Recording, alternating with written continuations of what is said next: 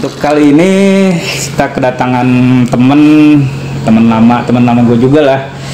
Dulu era-eranya masih main di Jogja dulu, kuliah di sini.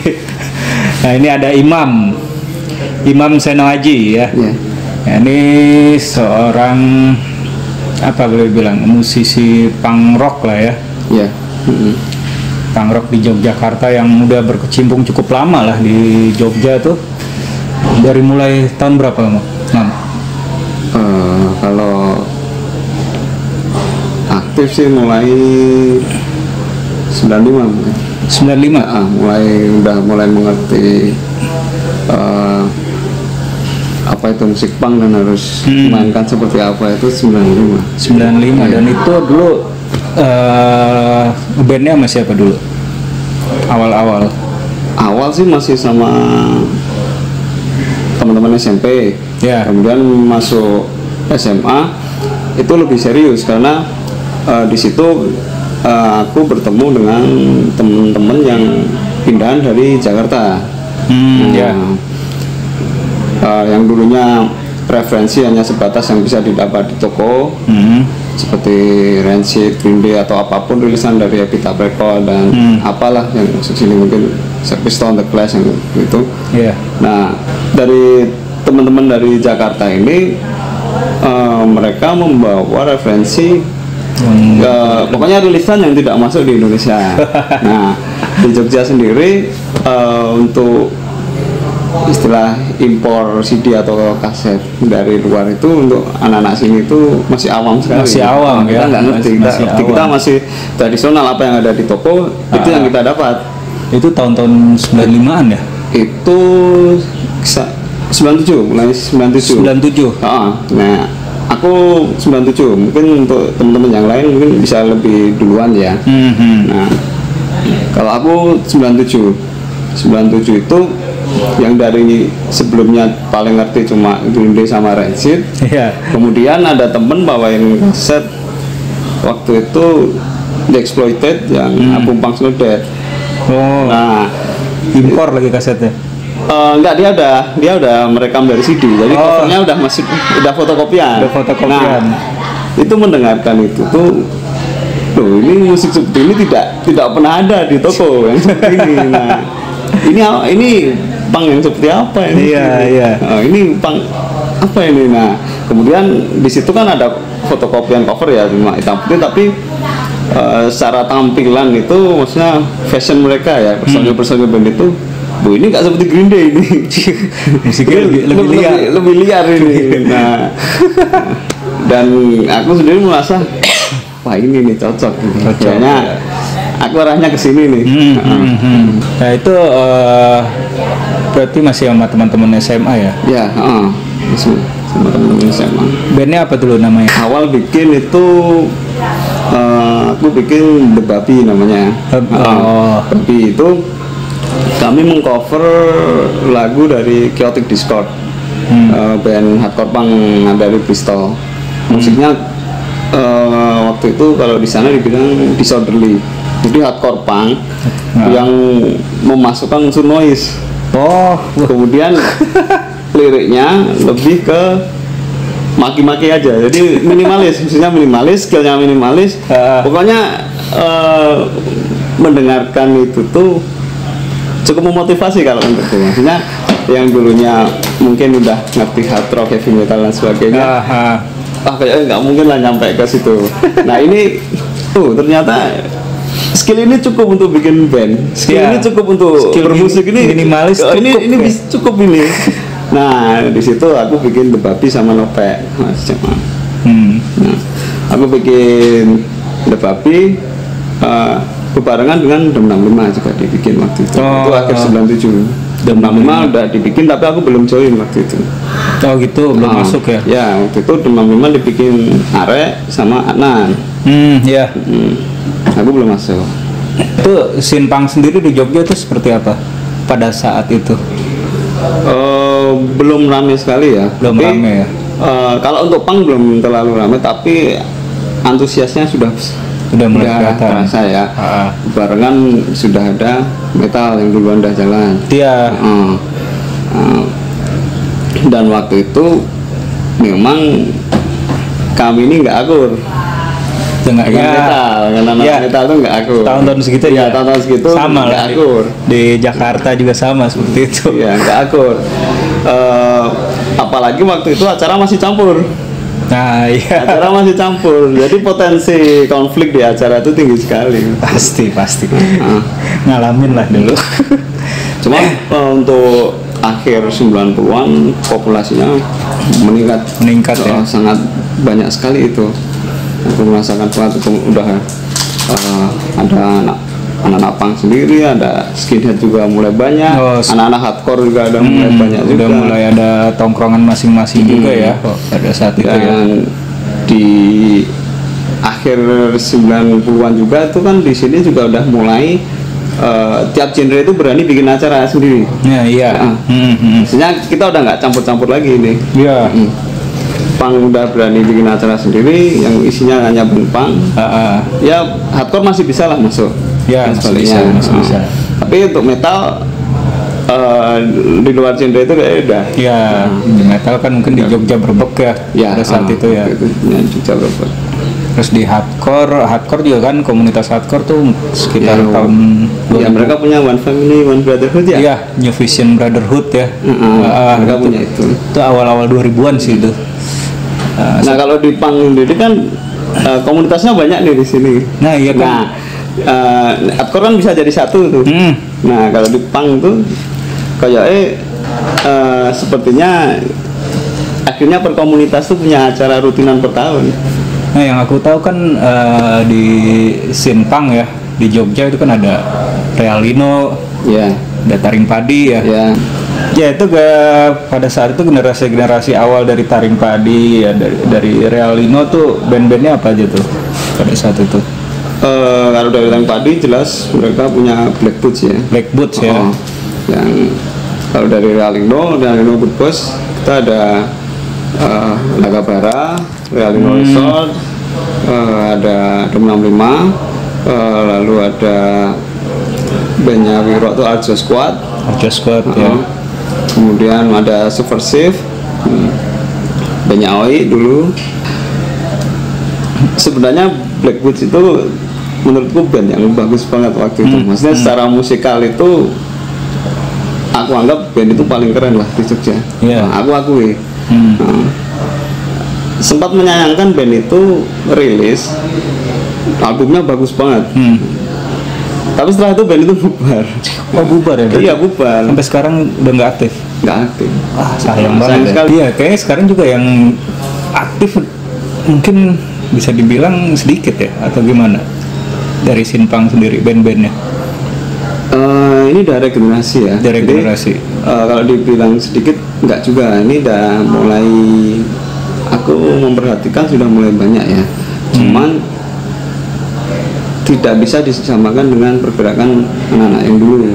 Maksudnya zaman sudah berubah, era anak muda sekarang juga berbeda. Remaja sekarang tuh berbeda dengan remaja waktu dulu. Terutama apa yang aku alami ya. Apa yang mereka lawan sekarang berbeda dengan dulu. Banyak kok komunitas-komunitas baru itu banyak. Mereka dengan tampilan yang mungkin tidak sama juga dengan kami dulu. Kalau aku ngerasa yang anak-anak sekarang tuh mereka lebih berat bukan di rumah masalah itu. Maksudnya gini, dulu kayak kami ngedress kayak gitu ya, udah ngedress pang dari atas sampai bawah itu udah full itu, di rumah itu pasti jadi masalah. Kemudian jalan di lingkungan kita aja itu udah itu menjadi masalah itu. Nah tapi kita bangga itu perlawanan kita, sebagai pang tuh kita melawan gitu. Nah anak-anak sekarang kayaknya permasalahannya mereka lebih di usia muda. Kita ngomongin Jogja ya. Jogja kan udah nggak seperti dulu. Untuk bertahan hidup di Jogja itu berbeda dengan dulu. Ibaratnya dulu kita keleleran di jalan itu masih bisa survive. masih bisa survive waktu itu. Nah, sekarang nggak bisa. Itulah mengapa budaya nongkrong sampai pagi kelelaran di jalan dan anak sekarang itu nggak bisa mereka lakukan. Mereka harus dari muda, dari sejak remaja itu mereka udah harus belajar untuk bertahan hidup di kotanya sendiri. Karena Jogja yang sekarang itu kan percampuran penduduknya kan makin makin rame ya. Bisa ya kita udah mungkin arah-arahnya mau seperti kota Jakarta, arahnya seperti itu. Nah, jadi anak-anak sekarang itu mereka lebih belajar untuk bertahan hidup di kotanya sendiri. Dan untuk fashion mereka akhirnya ya apa yang mereka anggap nyaman aja. Karena mereka mau ngedress apapun kayaknya orang tuanya udah pernah lihat di sinetron kok pasti. Sinetron yang kayak apapun pasti akan menampilkan tampilan-tampilan yang dulu pernah. Benar. Iya kan? Benar. Nah, jadi lingkungan tuh udah nggak heran ketika udah nggak ada ngedress punk rock itu, mereka udah nggak heran. Mereka udah sering lihat kayak gitu di televisi. Beda sama dulu tuh shock ya orang-orang kalau lihat. Masalah besar itu. Mendapati anaknya rambutnya mohak gitu kan, rambutnya dicat itu kan masalah. Apalagi anaknya masih sekolah. Tatoan di usia dini. Nah, orang tua dulu kan pengennya anaknya masih jadi pegawai negeri. Nah, ya template lah seperti itu. Ya, yang sekarang orang tua harapannya anaknya bisa kerja aja udah bersyukur banget. Kita cerita tentang Dom 65, termasuk ya dikenal band yang udah cukup lama lah di Jogja. Dari awal mungkin perbedaan karakter musiknya juga banyak perubahan kan ya. Dari dulu sampai dengan yang sekarang. Itu bagaimana tuh, Mam? Ya, istilah kita cerita perjalanan sedikit lah dari Dom 65. Pokoknya kalau kita bicara musik Dom 65 itu tidak pernah lepas dari skena musik di Jakarta.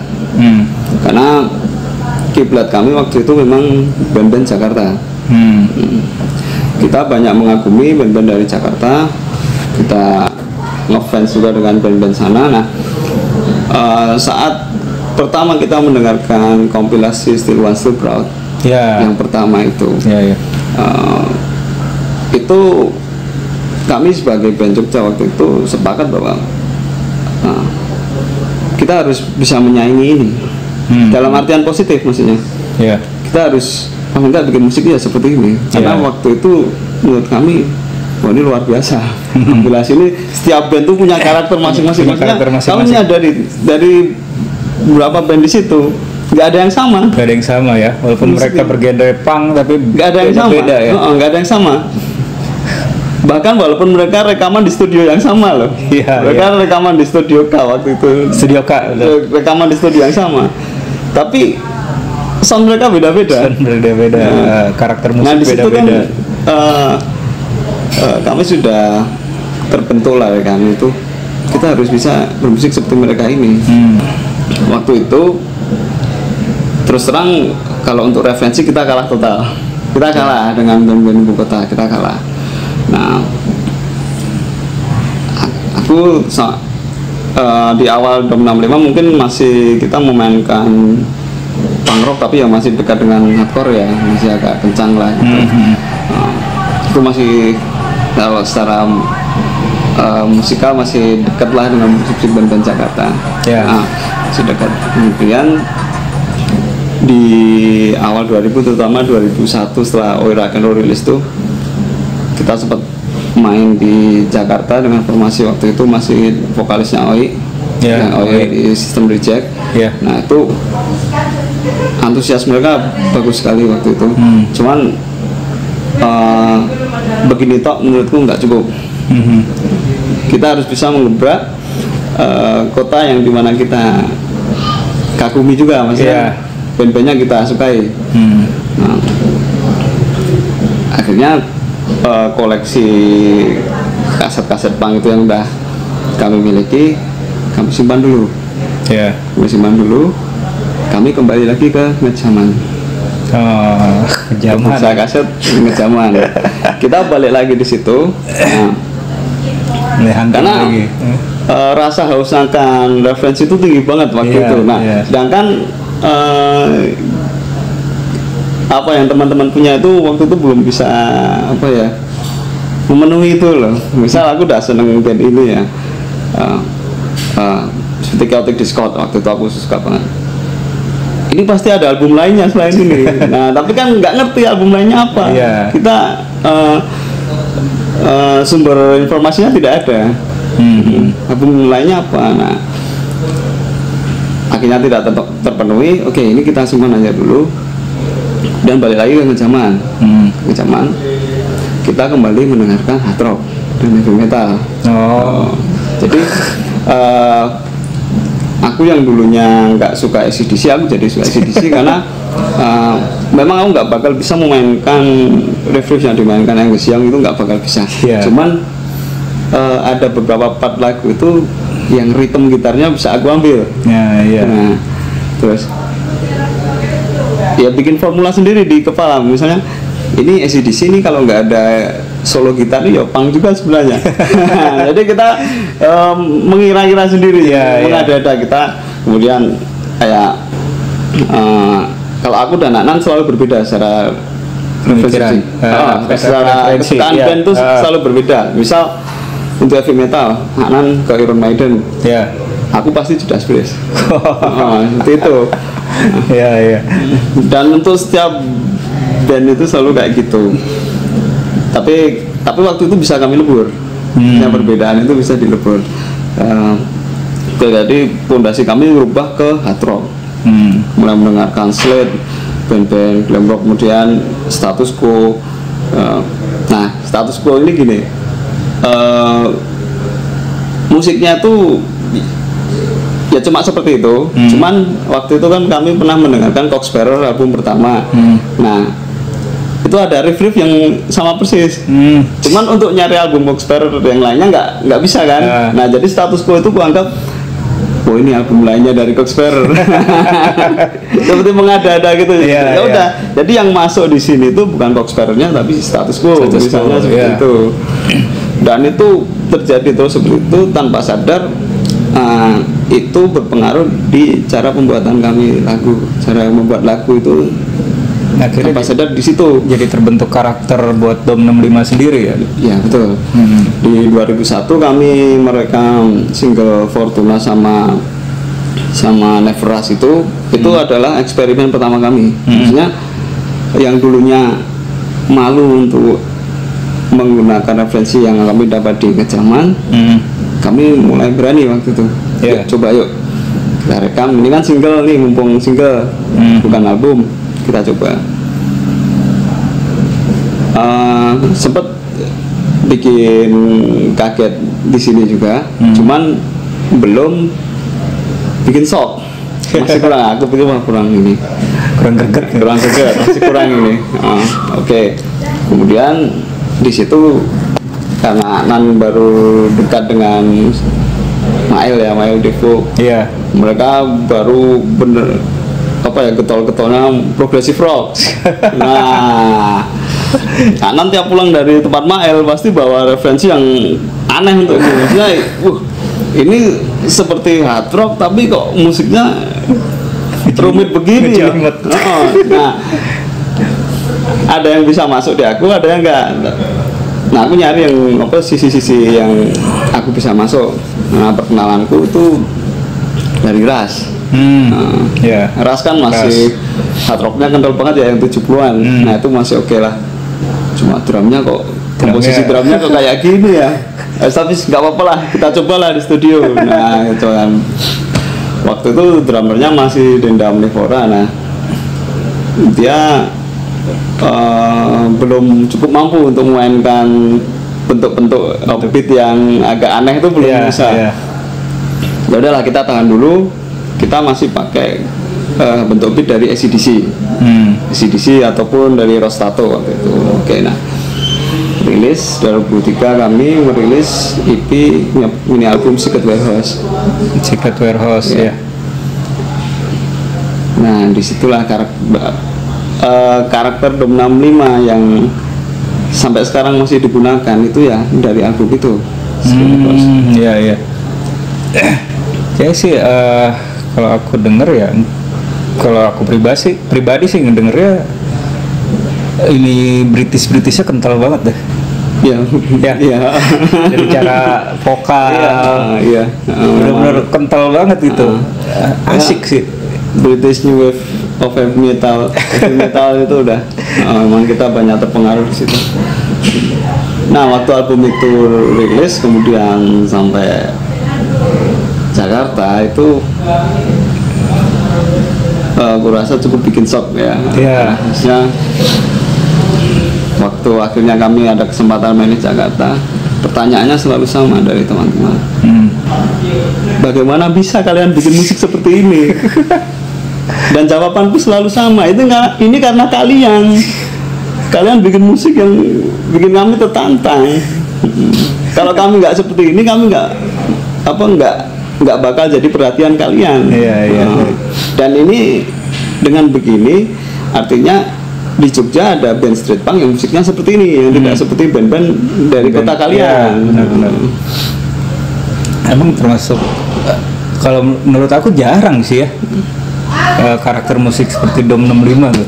Mungkin waktu itu sebenarnya banyak sudah mendengarkan musik-musik seperti itu, tapi nggak ada keberanian untuk memasukkan di musik. Ya, untuk lebih di Indonesia ya jarang sih, bener. Kan kalau punk pada umumnya ya yang seperti yang biasa lah gitu. Nah ini kan Dom 65 bener-bener aku aja ngedengernya tuh wah, asik banget sih gitu.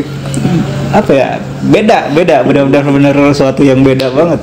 Ya semua itu kan akibat dari referensi juga ya. Maksudnya apa referensi kami waktu membuat itu?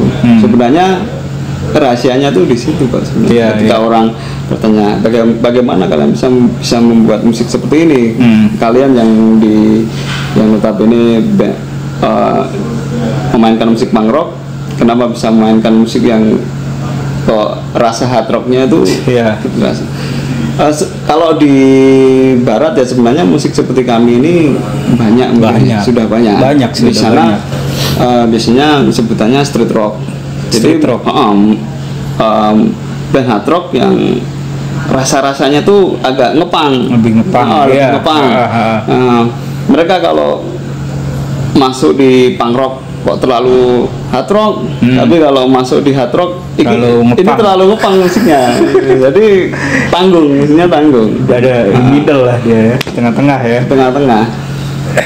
Sudah ada sebelumnya. Kerjasama dengan Jimmy ya.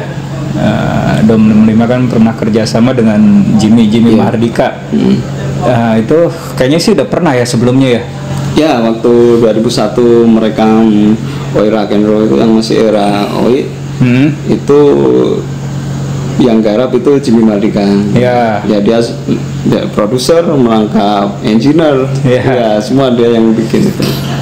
Dan ini belum lama juga kan memproduser juga kan ya. Tapi single ya. Jadi gini, 2015 kalau nggak salah itu kami memutuskan vakum dulu. 2015. Vakum. Kemudian tahun 2017 mungkin ya. Nah itu ada ajakan untuk reuni lagi, Nah, reuni dulu, main beberapa sekali kalau nggak salah. Nah, waktu itu kan kondisi sama situasinya udah berbeda ya. Kalau ingin terakhir kan kami 2005 kan merilis album penuh Greatest Bad Articles itu ya. Maksudnya album lanjutan dari Scripted House, kemudian album penuh yang Greatest Bad Articles. Itu kan masterpiece kami. Nah, jadi ketika untuk reuni, kemudian untuk mulai ada wacana merekam lagu lagi, tentu kan acuan kami di album itu. Nah, wah itu yang dulunya tantangan kami dari luar kota, sekarang tantangannya malah dari diri sendiri. Dari yang pernah dibikin sendiri. Harus membuat seperti itu lagi. Ada tanggung jawab besar di situ. Iya. Aduh, kalau mau ngejar seperti itu kayak kalau dibilang mustahil sih enggak, tapi kepikir berat karena waktu itu kan masih muda, banyak waktu dan sebagainya. Sedangkan di Dom 65 yang era modern itu kan sudah berkeluarga. Ya, udah banyak yang berkeluarga. Waktu itu lebih sedikit. Kesempatan nongkrong lebih sedikit. Nah, jadi kesempatan jamming lebih sedikit, kesempatan untuk di studio lebih sedikit. Nah, waktu itu yang bisa, kalau aku yang menulis lagu waktu itu, aku harus apa adanya, maksudnya aku harus realistis dengan diriku sendiri dulu. Dengan waktuku yang terbatas, bagaimana membuat lagu untuk Dom 65 serelevan mungkin. Jadi benang merahnya dari album British Bad Articles itu kalau bisa jangan putus. Cuman kita akan memainkan musik Dom 65 dari album itu, tapi versi yang modern, maksudnya versi yang lebih sekarang, lebih dengan fresh lah ya. Lebih soundnya lebih sesuai dengan kondisi kami juga, porsinya lebih kami sesuaikan. Nah kemudian untuk sound dan sebagainya, nah disitulah kami bertemu Jimmy Mahardika dan Tommy Aldi. Kami bertemu, kami berdiskusi panjang. Konsep musiknya akan seperti apa? Nah, kemudian yang dulunya kami nggak ngerti sound ya, nah ketemu mereka berdua ini, kami terbantukan sangat banyak. Pengalaman mereka lebih lebih banyak, lebih panjang juga. Jadi mereka sebagai produser mereka udah ngerti. Nah, dari kami jamming pertama aja mereka udah ngerti sound kalian nantinya akan seperti ini. Dan itu kan pertama kalinya juga untuk Dom 65 memakai produser. Iya. Band punk rock tapi pakai produser. Itu yang sebelumnya kan, yang dulu masih kita produseri sendiri. Kita produseri sendiri, kita produksi sendiri semuanya. Yang waktu sama Jimmy yang dulu 2001 itu. Nah iya, tapi kan waktu itu masih tradisional ya. Maksudnya ya, belum, apa adanya lah. Belum profesional. Semua masih belajar di situ. Sedangkan yang sekarang kan berbeda. Nah, Jimmy dan Tommy ini kan mereka lebih berpengalaman di sound. Mereka lebih ngerti bagaimana sound ini akan didesain seperti apa, mereka lebih ngerti. Nah akhirnya aku bisa lebih fokus di pembuatan aransemen, komposisi dan aransemen. Lebih di situ. Itu berapa lagu? Kita sudah merilis 4 single ya dari kerjasama ini. Ada juga yang menarik dari Dom 65 versi modern ini, kita memutuskan untuk memakai lirik bahasa Indonesia. Kita terakhir memakai lirik bahasa Indonesia itu kan di single Fortuna itu di 2001. Nah, kemudian terbiasa menulis bahasa Inggris. Di 2009 kami merilis album Committed, itu juga masih full berbahasa Inggris. Nah,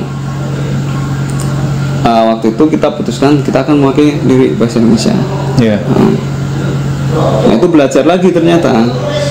Itu belajar lagi karena bahasa atau kalimat yang tertulis dalam bahasa Inggris itu dinyanyikan itu keren, enak. Itu ketika dalam bentuk bahasa Indonesia beda pasti. Beda dan konyol sekali. Iya pasti. Konyol sekali. Nah tantangannya di situ. Tapi kan kita udah sepakat nih, kita mau bikin bahasa Indonesia. Mau nggak mau harus belajar lagi, nggak masalah. Nah, kemudian yang pertama aku tulis adalah single Gentokates. Nah yang ada video klipnya ya? Itu adalah single pertama yang tulis, yang kemudian direkam pertama dengan Jimmy dan Tommy itu adalah single itu. Nah, menentukan tema lirik pun harus kami sesuaikan juga kan waktu itu. Nah, itu tentang apa itu Gentokates itu? Itu simpel ya, Gentokates itu kan itu menceritakan seseorang. Itu tetanggaku di kampung. Jadi orangnya tuh eksis, ada beneran. Ada beneran. Yang ada di video klip itu bukan?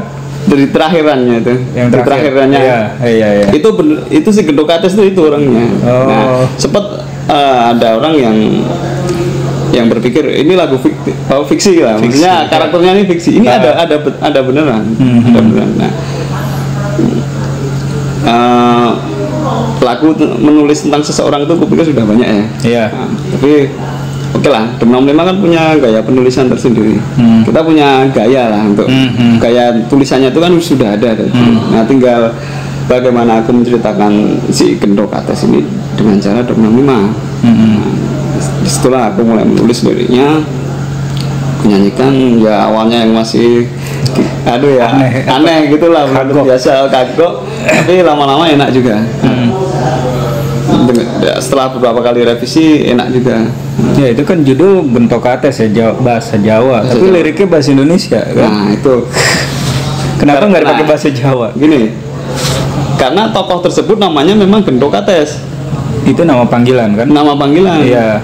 Jadi kalau aku bikin itu bisa preman pepaya gitu aneh. Pertama orang membaca atau mendengar ya orang pasti ketawa lah. Iya. Nah ini Dem65 bikin lagu konyol-konyolan aja ini gitu. Nah jadi harus kalau di Jogja kan kita bilang gendo pasti seram ya. Iya. Sana sudah seram. Seram lah, preman lah ya. Preman, tapi kok preman pepaya kan. Nah gitu. Nah tapi kita nggak hanya menceritakan tentang karakter itu ya. Aku sendiri menulis itu juga aku menggambarkan itu gambaran orang kampung di Jogja itu ya rata-rata kayak gitu. Jadi objeknya itu si Gendokates itu, tapi secara ininya lebih global lah ya, tentang sebenarnya bagaimana preman-preman kampung ya alih-alih aku bikin karakter fiksi, aku mendingan menuliskan orang yang benar-benar eksis. Iya. Paling nggak bisa aku pertanggungjawabkan. Orangnya eksis gitu. Tapi orang-orang seperti ini bisa ditemui di kampung-kampung yang lain. Iya. Perwakilan lah ya. Iya. Nah kemudian lagu itu mulai dikerjakan di studio Jogja Jazz ini. Nah di situ kami mulai berkenalan dengan sound yang lebih serius. Dulu kami udah serius, maksudnya serius, tapi dengan kemampuan kami ya, dengan pengetahuan kami itu udah paling serius lah. Nah di sini kami bertemu orang-orang sound yang lebih serius lagi. Mereka lebih detail untuk produksinya. Gitar yang aku pakai harus apa, kemudian aku harus menggunakan amplifier seperti apa, seperti itu. Itu untuk bass juga, bassnya harus pakai bass apa, amplinya seperti apa, drumnya nanti setnya seperti apa dan sebagainya. Itu ya pengalaman menarik juga untuk kami waktu itu. Dan yang aku dengar juga kayaknya setelah mengeluarkan single itu ya ada ketertarikan dari produsen gitar di Jepang ya. Nah ya gini, itu terjadi kalau nggak salah setelah 4 single itu udah terilis sebenarnya. 4 single itu udah terilis. Dari 4 single itu sebenarnya kan itu kan sebenarnya ancang-ancang kami untuk album ya. Jadi masih ada eksperimen sound juga di situ. Iya. Masih ada eksperimen. Jadi dari 4-4-nya itu pasti beda-beda. Memang belang. Makanya kita rilis single karena kita akan mencari yang paling pas untuk nanti jadi untuk album. Untuk album tuh mau pakai sound yang mana. Kemudian ada pabrikan gitar di Jepang ini. Mereka ini sedang mencari artis yang sesuai dengan produk baru mereka. Kalau boleh tahu merek gitarnya apa tuh? Greco. Ya, Greco dari Jepang. Kalau kolektor pasti tahu lah pabrikan Kanda Sokai di Jepang itu. Mereka adalah pabrikan besar yang dulu mereka memproduksi untuk Gibson, untuk Fender, untuk Jackson, hampir semua merek besar mereka sempat produksi kan. Kemudian mereka terkenal sebagai tukang replika gitar. Sedangkan di Greco yang baru ini mereka akan membuat produk baru nih. Nah mereka pengen menghilangkan kesan mereka nih tukang replika. Mereka ingin mengenalkan ini loh, Greco itu sekarang udah punya gitar sendiri. Gitar yang konsepnya mereka bangun dari pengalaman mereka yang udah puluhan tahun buat gitar-gitar ternama. Nah gitu, itu mereka kontak itu resmi dari Kanda Sokai. Agak ngerti yang ngelafalnya gimana ya, pokoknya kalau bahasa Indonesia kita ngelafalnya Kanda Sokai ya.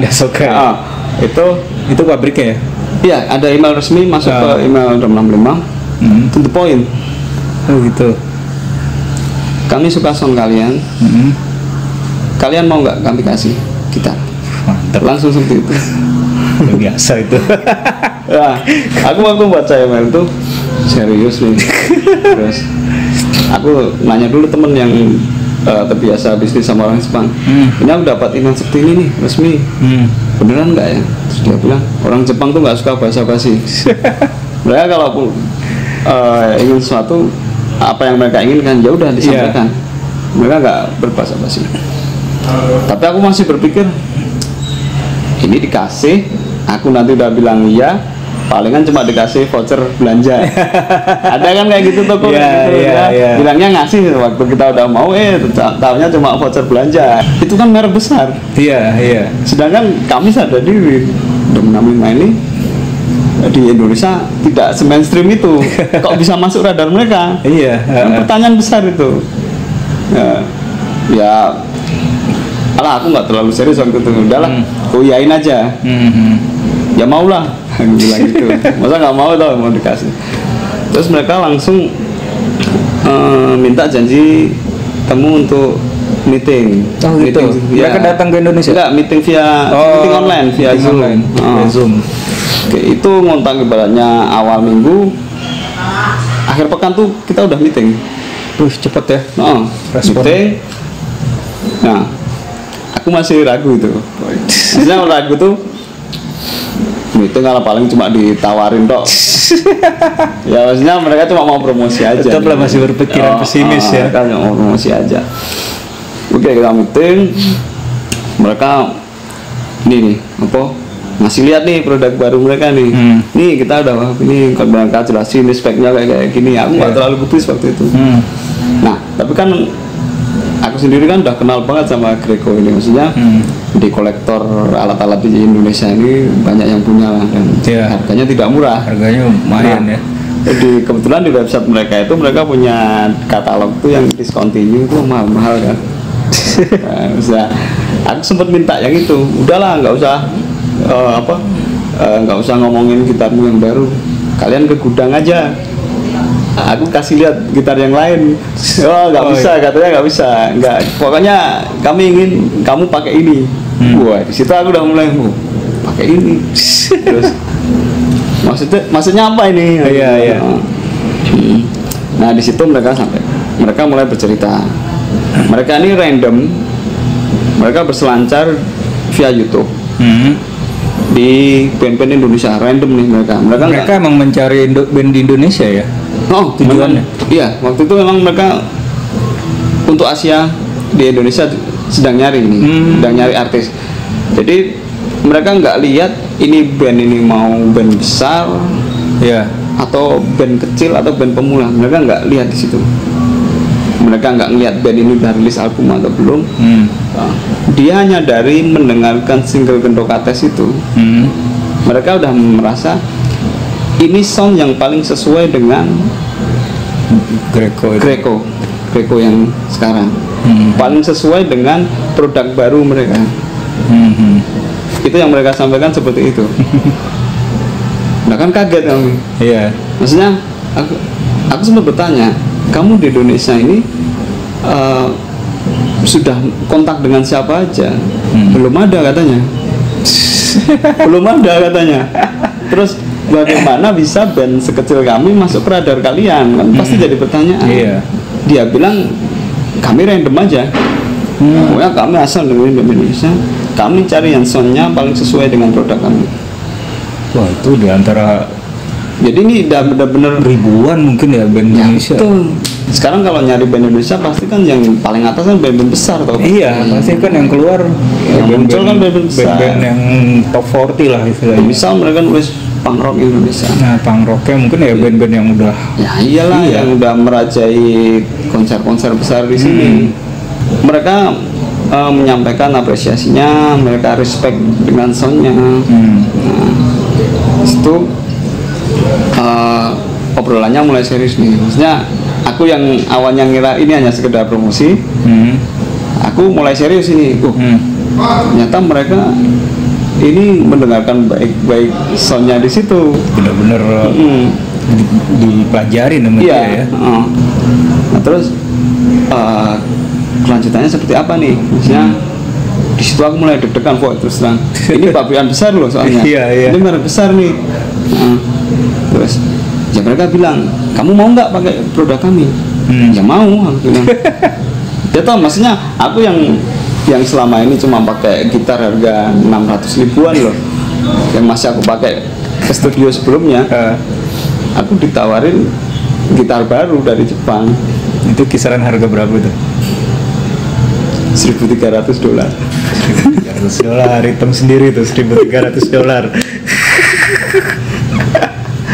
Nah, aku bilang maulah, tapi harus sama basan. Aku nggak enak sama Anan, masa aku sendiri dipakai. Dia nanya personalnya berapa, kami ada 4. Terus aku sempet apply untuk gitaris satunya nanti, tapi nggak bisa kata dia cuma bisa kirim gitar sama bass. Oh gitu. Ya udah, aku perjuangin untuk bass. Anan harus dapat nih. Katanya oke, nanti dia akan sampaikan itu ke bosnya. Katanya tunggu sehari lah. Sehari kemudian mereka ngabarin udah ACC nih. Terus gimana ini? Gimana? Oke, akan kami kirim. Lu serius nih? Iya beneran gitu. Langsung dikirim. Nah, waktu itu kan pandemi itu, Boy. Itu masih awal pandemi dan itu di bulan September kalau nggak salah. Kemudian dikirimlah surat kontraknya, dokumen kontrak. Wah, ini pasti ribet deh, aku bilang. Enggak, poin-poinnya mudah. Gitu. Yang paling utama gitar ini jangan dijual. Gak ada tanggung jawab untuk kemudian promosi. Gak ada sama sekali. Gak ada sama sekali ya. Yang penting jangan dijual. Kedua, mereka hanya kalau bisa digunakan untuk live. Ya. Terus diabadikan video, kemudian diupload di YouTube. Udah, itu udah seneng mereka. Iya. Wih, serius nih. Ini bisa loh. Kalau aku nakal nih, ini sampai Indonesia, aku coba aku tukar sembako aja tuh waktu itu lagi nggak ada kerjaan soalnya. Iya, pandemi lagi ya di rumah. Tapi yo coba dulu lah. Tanda tangan kontrak, kirim terus. Aku sempat khawatir nih Boy, soal cukai nanti. Cukainya ya. Aduh, pasti barang dari luar negeri harga segini. Kalau untuk bayar pajak dan lain-lain nggak ada duit lah. Iya, nah, pasti. aku kontak lagi. Aku ngomong terus terang gitu, Boy. Ini jujur, aku lagi nggak ada duit. Nanti tolong dari sana pajak-pajak dan lainnya tolong diurus ya. Gitu. Jadi aku taunya barangnya nyampe. Diurus beneran. 3 hari sampai, Boy. Oke. Bayangkan dari Jepang 3 hari nyampe. 3 hari loh, buset barang kayak gitu. 3 hari nyampe. Nah, kita ngirim alat aja sejawa aja bisa 3 hari kalau nggak pakai reguler. Ini kan 3 hari berarti biayanya gede itu. Itu untuk dua equipment itu kargonya hampir sama nilainya. 3 hari sampai. Kemudian mereka cross check barang udah sampai di notif udah sampai nih mereka. Iya betul. Nah, aku pegang alatnya Boy ya. Sampai sekarang masih aku pakai lah, maksudnya dari pengalamanku bermusik selama ini, aku memiliki gitar yang aku anggap proper. Itu baru itu. Jadi apalagi aku mendapatkannya cuma-cuma ya. Sebagai musisi punk rock ya, tiba-tiba dapat endorsement dengan kontrak yang tidak terlalu mengikat juga. Iya, nggak terlalu disuruh macam-macam kan. Itu sih benar-benar luar biasa sih kalau menurut aku. Maksudnya Untuk kami band, kemudian untuk produser, untuk Jimmy dan Tommy itu sebuah pencapaian yang luar biasa. Iya. Jadi pastilah. Kami yang waktu itu mendesain sound sedemikian rupa, kami mendapatkan value-nya ya. Iya. Maksudnya tidak dalam bentuk profit, tapi kita mendapatkan apresiasi dalam bentuk sebuah alat, equipment yang notabene itu bukan merek ecek-ecek. Maksudnya merek yang cukup dikenal juga. Ya bahagia sekali lah. Kami satu tim produksi waktu itu sangat bahagia. Iya pastilah. Bersemangat sekali waktu itu. Ya mungkin kayak misalnya teman-teman yang lain yang walaupun nggak mendapatkan tapi bangga. Soalnya mereka kan ikut dalam ini masalah sound atau segala macam, ya kan. Nah itu juga aku ingin menjadi pesan untuk kawan-kawan semua juga. Maksudnya ini loh kerja keras. Maksudnya orang kadang punya mindset gini ya, alah kalian cuma mainin punk rock, ngapain soalnya ribet-ribet sih. Nah, iya. Padahal di barat, di band-band yang kita sukai, kita dengarkan pun tuh soalnya benar-benar di konsep itu. Mereka profesional, tetap betul-betul kan. Nah, dan ketika kita yang di Indonesia ini mencoba untuk mendesain sound sedemikian rupa, ternyata bisa mendapatkan apresiasi yang dalam bentuk yang berbeda juga. Maksudnya bukan profit tapi itu loh penghargaan besar. Penghargaan besar itu luar biasa yang nggak bakal semua orang bisa dapetin. Ya, tapi aku anggap suatu saat teman-teman bakal bisa. Ya mungkin nanti ada lah. Kemungkinannya akan berarti kan ada kan. Ya kayak aku sendiri untuk gitar ya, gitar seharga $1.000 aja menurutku udah mimpi itu untuk beli gitar segitu. Iya. Misalnya apalagi waktu itu pandemi ya. Ya masuk ke toko megang-megang tuh sering, tapi nggak pernah beli ya. Tapi ketika aku bilang iya 3 hari kemudian itu kita datang dengan harga segitu ya dalam equipment kan ada harga pasti ada kualitasnya. Iya. Nah, dia dengan menawarkan harga segitu kan tentu mendapat kualitas yang maksudnya ini gitar udah standar untuk produksi. Iya.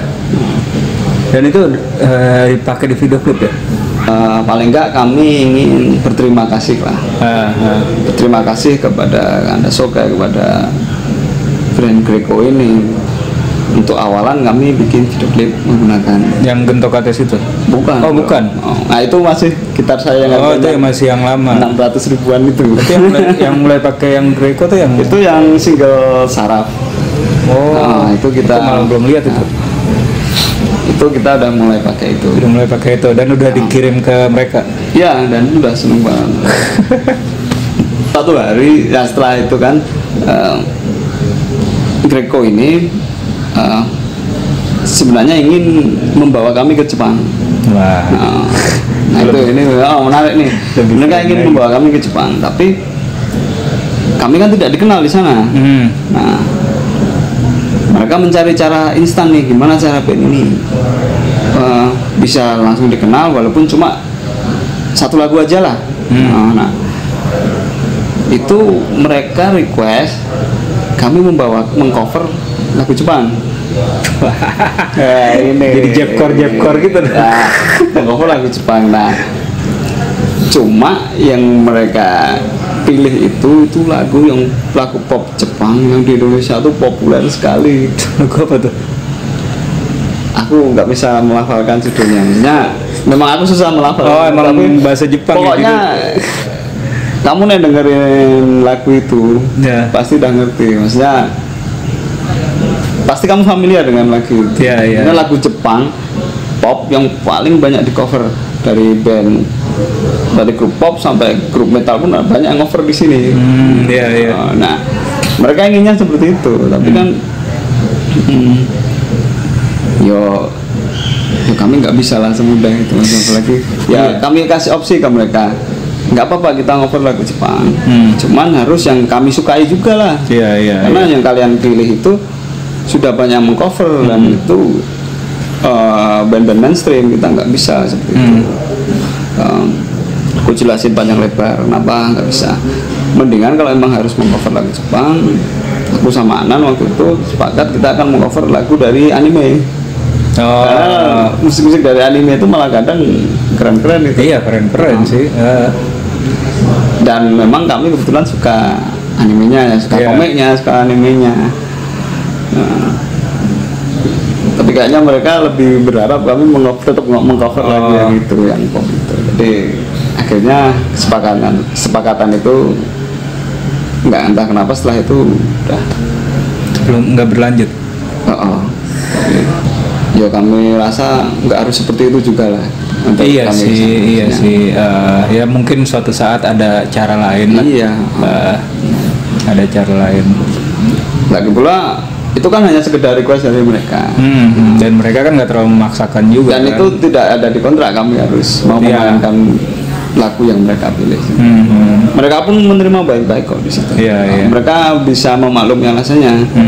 Ya, mereka kan juga harus ngerti ini band street punk, ini band yang memainkan punk rock maksudnya.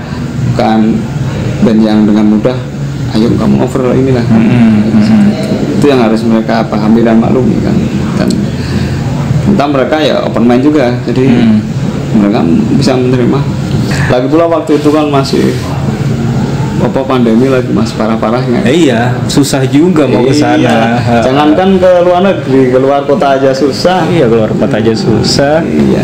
Ya itulah ya, paling enggak perjalanan Dom 65 dan khususnya Imam nih sebagai musisi punk rock di Yogyakarta yang masih bertahan sampai sekarang lah.